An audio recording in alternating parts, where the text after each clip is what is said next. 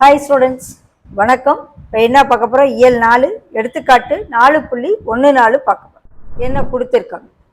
ABC = 5 centimetre, angle AC = 60 degree மற்றும் angle BC = 80 degree உள்ள ABC என்ற முக்கோணம் வரைக.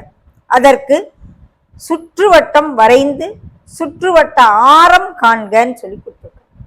ஓகே, முதல்ல ஒரு முக்கோணம் ஏபிசி வரைஞ்சு அந்த முக்கோணத்தின் 3 முனைகள் வழியா போற வட்டம் தான் சுற்றுவட்டம். அதை வரைய போறோம். படி 1,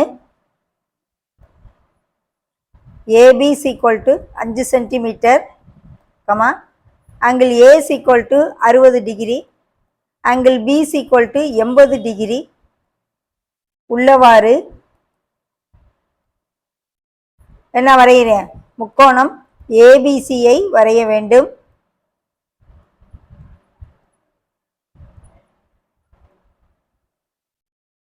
முதல்ல ஸ்கேலை வச்சு ஏங்கிற பாயிண்ட்டை மார்க் பண்ணி, ஏயிலேருந்து 5 சென்டிமீட்டர் இருக்க பாயிண்ட் பியை மார்க் பண்ணி ஏபிசி = 5 சென்டிமீட்டருக்கு ஒரு லைன் போட்டுறேன். அடுத்து பாகிமானியை ஏயில் வச்சு ஏசி என்ற லைன் வரைகிறதுக்கு எத்தனை டிகிரி குறிக்கணும்? 60 டிகிரி குறித்து ஏசியை நீட்டி விடணும். அதே போல் பாகிமானியை பியில் வச்சு 80 டிகிரி இருக்காப்புல மார்க் பண்ணிவிட்டு அதை நீட்டி விட்டோம்னா இந்த 2 லைனும் சந்திக்கிற பாயிண்ட்டு தான் சிங்கிற பாயிண்ட்டு. அதுக்கடுத்து படி 2, என்ன செய்யணும்? ஏதேனும் 2 பக்கங்களுக்கு குத்துக்கோடு வரையணும். எப்படி வரையலை? எந்த 2 பக்கத்துக்கு நான் இப்போ வரைஞ்சிருக்கேன்? ஏசிங்கிற பக்கத்துக்கும் பிசிங்கிற பக்கத்துக்கும் குத்துக்கோடு வரைஞ்சிருக்கேன். ஏசி மற்றும் பாருங்க, ஏசிக்கு குத்துக்கோடு, அடுத்து பிசிக்கு குத்துக்கோடு. பிசிக்கு குத்துக்கோடு வரைய வேண்டும்.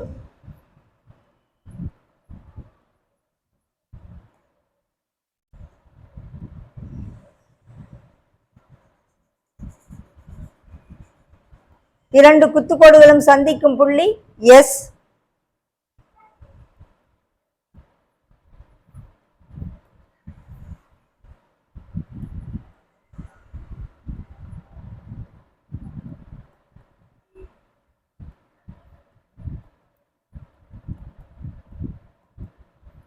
அந்த எஸ் தான் என்னது? சுற்றுவட்ட மையம்.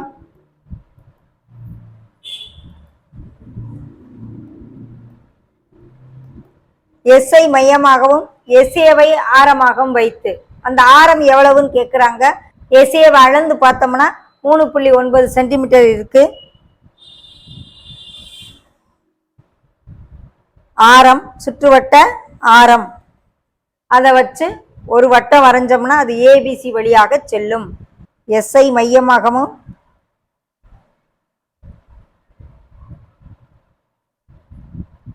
எஸ்ஏவை ஆரமாகவும்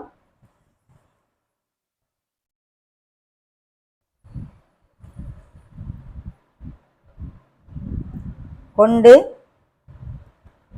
ஒரு வட்டம் வரைய வேண்டும்.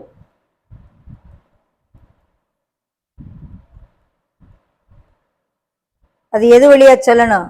ஏபிசி வழியாக செல்ல வேண்டும்.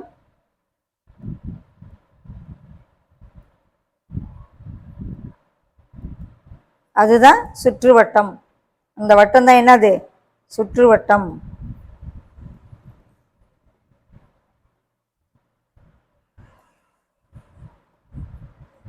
மூணு புள்ளிகள் வழியாக சுற்றி போகிறது தான் சுற்றுவட்டம்.